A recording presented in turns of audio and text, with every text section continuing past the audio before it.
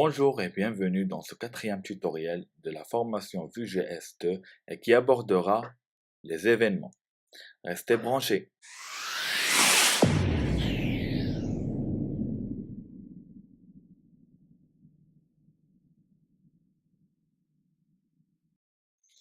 Alors, dans ce tutoriel, on va essayer d'aborder les événements. Premièrement, on va afficher une variable de app.js dans notre page HTML. On va le nommer par exemple numéro et qui aura par défaut 20.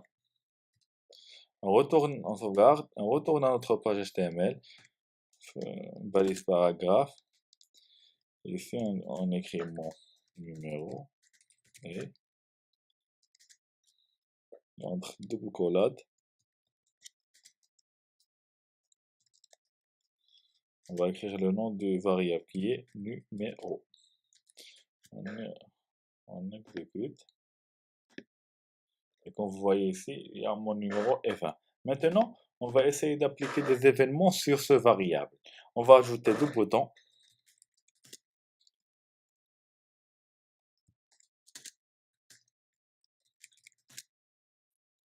Premier qui aura comme titre ajouter un numéro. Et le deuxième, soustraire un numéro. Et ici, on va essayer d'appliquer des événements. Pour appliquer des événements dans Vue.js, on utilise les directives. Les directives, elles s'écrivent comme suit. Le préfixe, -6, l'ID de l'événement, et ensuite, il peut avoir une fonction, soit le filtre, mais on va voir tout ça. On va commencer par les événements.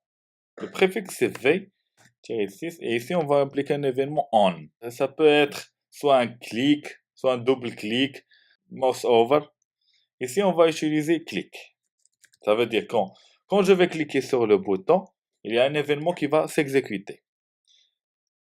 Égal. Ici, on met le code qu'on veut utiliser, qu'on veut qu'il s'exécute en cliquant sur ce bouton.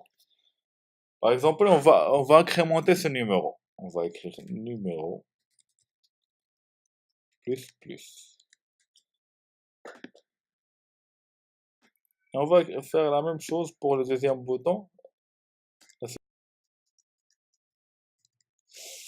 On exécute, on sauvegarde, on actualise notre page. Et c'est, comme vous voyez.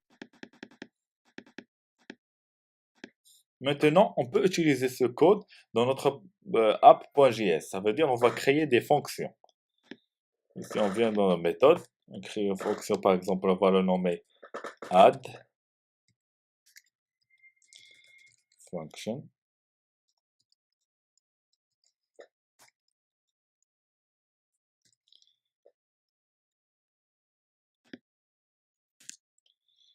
Qui va retourner 10.numéro place.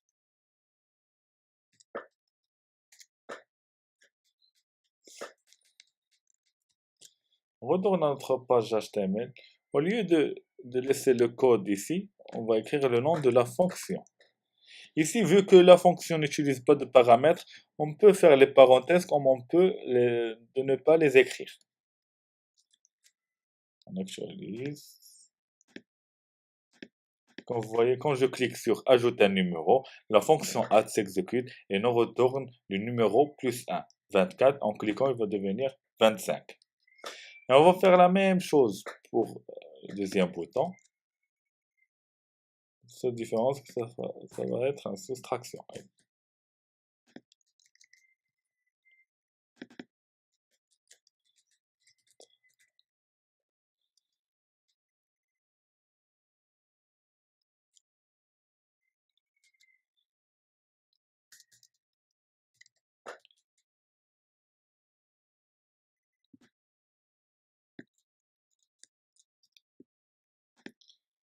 Actualise.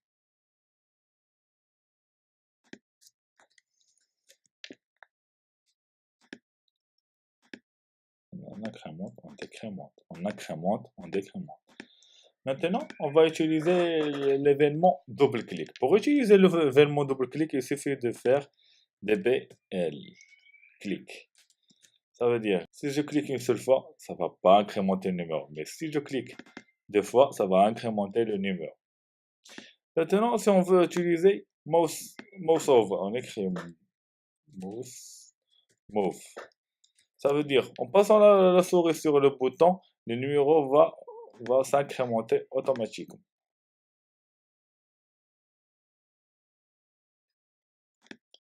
Ici, on a utilisé les trois événements qui sont les clics, aussi double-clic. Je vais écrire ici.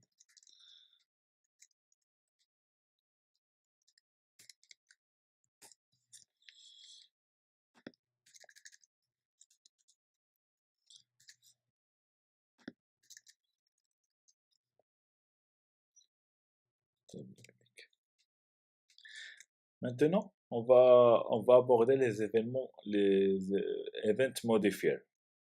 Maintenant, par exemple, si je veux que cet événement s'exécute une seule fois après l'actualisation de la page.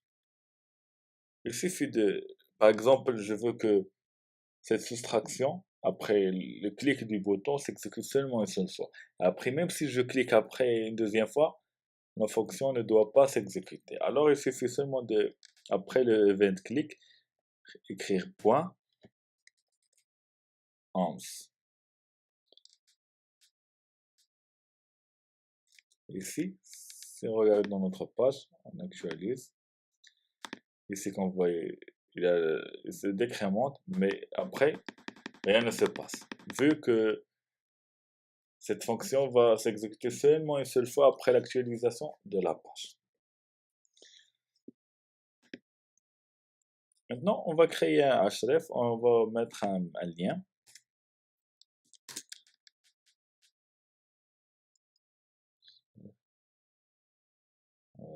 On va mettre par exemple google.com ou par exemple notre site dev.net.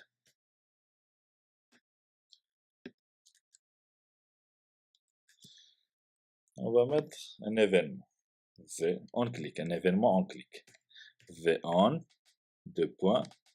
clic exactement égale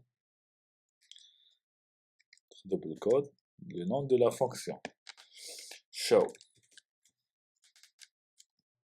On va partir dans notre app.js, on va créer une nouvelle fonction qui s'appelle show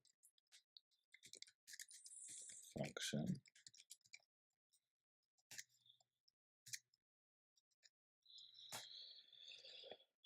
On va faire une alerte. Notre site. Voilà. C'est des caractères, excuse-moi. Des caractères. J'ai oublié de les mettre dans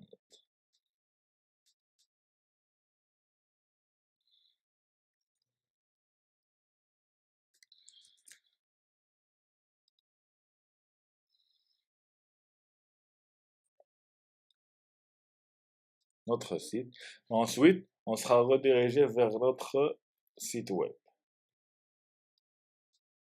Si on veut pas que cela se produit, ça veut dire que je veux pas que en cliquant sur le href, qu'on se redirige vers le site, on va faire un play-event. Play-event, ça veut dire ici, on va dire point. On va actualiser notre page.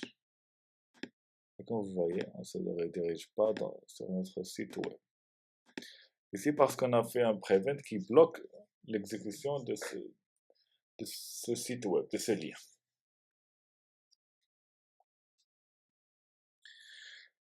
Je vais vous montrer une liste des events modifiés qu'on peut utiliser. Stop, prevent qu'on a déjà vu, capture, self et once.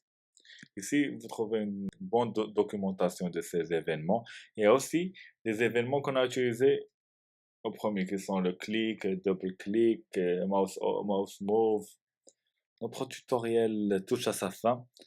Et si vous appréciez le tutoriel, n'hésitez surtout pas de le partager avec vos amis et de vous abonner dans notre chaîne YouTube pour toujours avoir des nouveautés de nos formations. À la prochaine!